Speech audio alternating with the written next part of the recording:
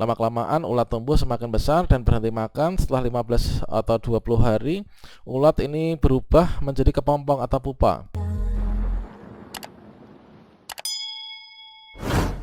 Saya ucapkan selamat kepada teman-teman yang sudah selesai mengikuti seleksi akademik PPG yang tahap 1, baik itu di hari pertama maupun juga hari yang kedua. Seperti yang kita ketahui bahwasanya di sini kita mengerjakan tes nih berbagai macam bentuk soal ya teman-teman, seperti yang telah disampaikan oleh BPK Jawa Barat sebelumnya. Nah, pada video ini kita akan berbagi contoh soal seleksi akademik PPG dalam jabatan 2023, yang mana di sini tentunya banyak sekali teman-teman yang juga sudah berbagi apakah soal nanti yang akan keluar juga serupa dengan yang telah dibagikan oleh teman-teman. Dan di sini kita sebut bukan FR ya teman, hanya sekedar mungkin sebagai gambaran untuk soal yang nantinya keluar itu seperti apa, dan akankah soal yang serupa nanti juga akan dikeluarkan kembali. Silahkan simak video ini sampai selesai. Namun sebelum kita lanjutkan, perlu saya ingatkan, bagi teman-teman yang mungkin baru saja menemukan channel ini, silakan klik tombol subscribe-nya dan aktifkan notifikasi loncengnya, sehingga nanti jika ada update video terbaru, kalian tidak akan ketinggalan informasi. Baiklah sobat-sobatnya, tentunya di sini sobat-sobat semuanya banyak juga yang sudah mengikuti seleksi akademik, namun masih ada beratus-ratus ribu peserta, baik itu sasaran kategori A maupun juga sasaran kategori B yang belum berangkat seleksi akademik. Nah, tentunya dilakukan secara bertahap atau bergelombang. Untuk di tahap 2 nanti kita pantau sekitar awal bulan Agustus ya, tahun 2023. Nah, tentunya terkait tentang soal, mungkin teman-teman baik itu di grup Telegram maupun Facebook atau mungkin grup apapun, banyak yang mungkin menyampaikan untuk soalnya nanti yang keluar seperti ini loh. Kemarin saya dapat soal seperti ini. Apakah nanti akan dikeluarkan kembali? Perlu kita ketahui bahwasanya dari panitia ini membuat soal atau menyediakan soal itu dalam bentuk ribuan bahkan ratusan ribu paket soal ya, sehingga belum tentu juga untuk soal yang kemarin diujikan di tahap 1 nanti akan diujikan kembali di tahap 2. Bisa jadi nanti untuk bentuk soalnya itu berbeda. Dan juga teman-teman banyak sekali yang beranggapan bahwasanya ternyata dari kisi-kisi yang dibagikan oleh PPG Kemdikbud.go.id itu tidak sesuai dengan soal yang ditanyakan pada pelaksanaan seleksi akademik. Nah, di sini sebagai mungkin gambaran ya, gambaran dari kawan-kawan yang sudah berbagi terkait tentang apa saja yang dipertanyakan, kira-kira adalah seperti ini. Nah, di sini untuk contohnya itu ada yang ditanyakan seperti ini. Ini antara peserta satu dengan yang lainnya tentunya nggak akan sama, karena setiap komputer itu, setiap peserta itu soalnya berbeda-beda. Sebagai contohnya seperti ini, yaitu yang pertama ditanyakan seperti ini, yaitu amandemen pasal 18 ya Undang-Undang Dasar 45 tentang otonomi daerah, yaitu apa. Nah, tentunya di sini untuk pertanyaannya itu cukup banyak juga ya untuk pilihan jawabannya. Namun pada intinya ini ditanyakan terkait tentang amandemen. Apakah nanti amandemen akan ditanyakan kembali? Ya, kita pantau saja nanti ketika teman-teman membuka komputernya ya, ketika ikut seleksi akademik. Nah, selain yang ditanyakan terkait tentang amandemen tentang otonomi daerah, itu isi apa saja. Kemudian misalkan seperti ini, yaitu untuk Negara Kesatuan Republik Indonesia itu kan dibagi atas daerah-daerah provinsi, dan daerah provinsi itu dibagi atas daerah kabupaten dan juga kota, yang tiap-tiap provinsi, kabupaten, dan kota itu mempunyai pemerintah daerah yang diatur dengan undang-undang. Inilah inti dari amandemen ini ya. Kemudian juga ditanyakan terkait tentang fungsi hati pada manusia. Nah, fungsi hati pada manusia itu apa? Nah, tentunya teman di sini sudah memahami fungsi apa. Kemudian di sini adalah membantu proses metabolisme tubuh serta menghasilkan cairan empedu yang membantu proses pencernaan. Kemudian untuk kriteria perjuangan pasca, kriteria perjuangan pasca menuju proklamasi itu apa saja? Nah, silakan nanti bisa di searching ya teman, kriteria perjuangan pasca itu apa saja. Nah, dari informasi yang nantinya ketika kita searching itu kita tangkap dari kata kuncinya, dikarenakan nanti untuk pertanyaan dan jawaban itu nanti cukup panjang juga ya. Dalam satu monitor itu hanya ada satu pertanyaan dan jawaban saja paketnya. Kemudian juga lambang sila ketiga Pancasila itu pohon beringin. Itu maksudnya apa? Nah, baik itu falsafah dari sejarahnya, kemudian juga maknanya, ini kita pahami. Kemudian peran Indonesia di ASEAN. Peran Indonesia di ASEAN itu kira-kira apa saja? Sebagai contohnya sebagai mediator atau penengah dalam menyelesaikan konflik antar negara.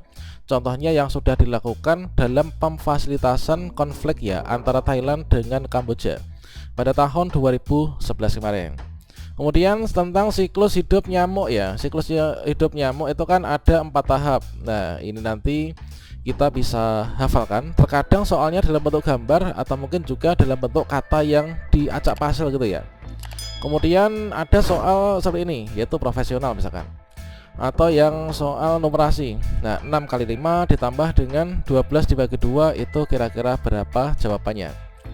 Nah, seperti ini. Kemudian berikutnya bunyi sila kelima, keadilan sosial bagi seluruh rakyat Indonesia. Itu kira-kira maknanya apa? Inilah terkait tentang Pancasila. Kemudian penulisan daftar pustaka yang benar itu kira-kira seperti apa?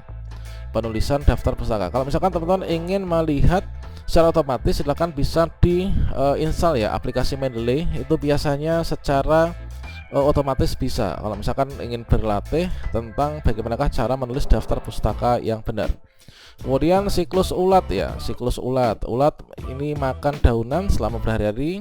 Lama-kelamaan ulat tumbuh semakin besar dan berhenti makan. Setelah 15 atau 20 hari, ulat ini berubah menjadi kepompong atau pupa.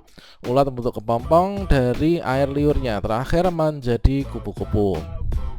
Kemudian juga ada yang disajikan gambar organ tubuh ya, gambar organ tubuh yang memproses lemak.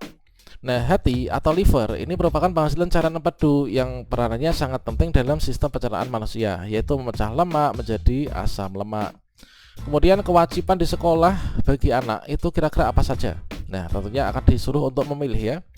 Nah, yang pertama ada mematuhi peraturan yang berlaku, kemudian berperilaku baik serta sopan santun, kemudian mengikuti kegiatan belajar, menghargai dan menghormati, menjaga kebersihan sekolah, ikut merawat gedung dan fasilitas sekolah, datang tepat waktu, persiapkan keperluan sekolah. Kemudian masa jabatan presiden sesuai dengan amandemen Undang-Undang Dasar yang diikuti oleh yang telah istilahnya itu dipraktekkan oleh penetapan masa jabatan Pak SBY dan Pak Jokowi itu amandemen yang keberapa? Tentunya itulah merupakan Pak SBY itu kan kemarin dari hasil amandemen ketika dilaksanakan yaitu pemilihan presiden secara langsung ya teman. Silakan dicek untuk amandemen yang keberapa itu. Yang awalnya dulu dipilih oleh MPR, kemudian tahapan mengeja suku kata. Ada pengenalan suku kata, perangkaian suku kata menjadi kata, perangkaian kata menjadi kalimat sederhana. Kemudian ini ada satu orang bisa angkat beban 85 kg. Berapa orang yang dibutuhkan untuk mengangkat 300 kg? Ada yang membuat analisa yang seperti ini. Kemudian metamorfosis. Nah, metamorfosis pada lalat itu seperti apa? Kemudian energi apa saja yang terbentuk pada turbin? Nah, pada turbin ketika ingin pada sistem pada sistem pembangkit listrik ya. Energi apa saja yang terbentuk pada mobil yang bergerak, kemudian apa maksud gambar rantai pada sila kedua, kemudian pencerminan sila keempat yang mana saja, kemudian langkah-langkah mencuci tangan yang benar itu kira-kira seperti apa, urutan membuat jus buah itu seperti apa, urutan membuat nasi goreng seperti apa, makna simbol rantai pada sila kedua itu apa, tentang kode, orientasi, komplikasi dan lain sebagainya. Urutan menjawab soal matematika tentang percepatan dan waktu, dan menghormati orang lain sesuai kodratnya sesuai makhluk Tuhan itu merupakan sila yang keberapa. Nah, berikutnya di sini ada juga mobil membawa keranjang buah ya. Setiap keranjangnya ada 15 kg. Kemudian mobil mampu membawa maksimal 700 kg. Berapa jumlah maksimal yang dapat dibawa? Ini adalah perhitungannya. Ada massa sekian, gaya sekian, berapa percepatannya? Berapa X punya ini adalah Bapak X punya lahan sekian 400 meter persegi, kemudian beli lahan sebelahnya jadi berapa? Kalau misalkan ini punya lahan dengan panjang 25 meter, berapa luas lahan yang dibeli? Kemudian untuk soal profesional contohnya yaitu jenis-jenis paragraf ini perlu kita pelajari. Kemudian jaring-jaring kubus, kemudian organ tubuh, kemudian rumus gaya, kemudian kecepatan. Kemudian pedagoginya adalah teori belajar yang memberi hadiah itu teori belajar dari siapa. Beban kerja guru menurut PP 19 2012 itu kira-kira berapa minggu. Kemudian tahapan perkembangan kognitif teori Piaget, itu kan pertanyaannya mengenai anak udah bisa ini dan itu termasuk di tahapan apa yang di operasional formal atau operasional konkret. Nah, kalau pertanyaan pedagogik ini saya rasa dari seleksi akademik 2019 pun ini juga sudah sering ya ditanyakan, teman. Kemudian teori belajar memberi hadiah itu adalah termasuk behavior. Kemudian juga kita pelajari teori belajar dari Gagne dan juga Berliner ya. Dengan melihat sistem soal yang seperti ini banyak sekali yang menganggap bahwa wah ternyata soalnya nggak sama dengan kisi-kisi yang dibagikan Kemdikbud.